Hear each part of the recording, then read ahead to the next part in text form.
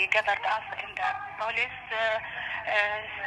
statement, something like this, and starting to searching us and taking photos for each of us individually, and they took our passport, they took our I don't know, the print, our fingerprint, to ask us where are you from, why you are here, how did you gather together, how many or how much money you paid for the pass, like this, you know. Mm-hmm. After that, after midnight, they gathered us in another bus and took us in another place.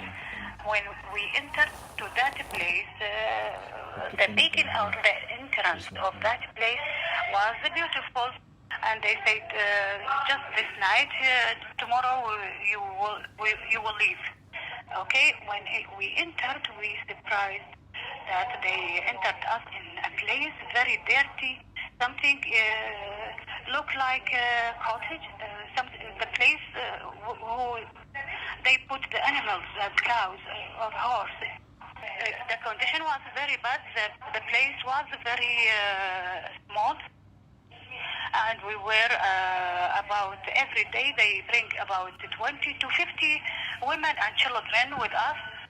It got very crowded, and the people or women they brought almost have sickness. I saw their children have some spot in their faces. They didn't give us any blanket at night to sleep on. We slept on the ground. We put our jackets under our heads to sleep. It was very dirty.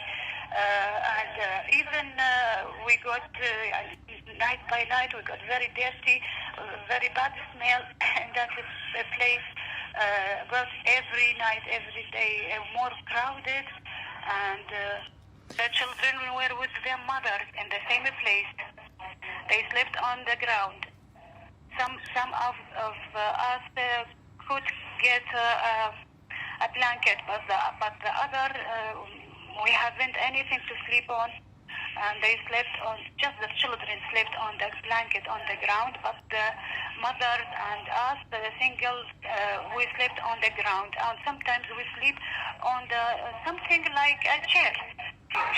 We got sick, and we couldn't even complain. Even one of our sisters got sick and started to throw. When our sister got sick and the period came, we asked them to give us some puta, you know. They didn't give us. They didn't give us even soap. Our nails got black because of the dirty there. يعني اللي نشوفه بالأفلام شفناه على الواقع وعشنا. I saw them take some guys and hit them.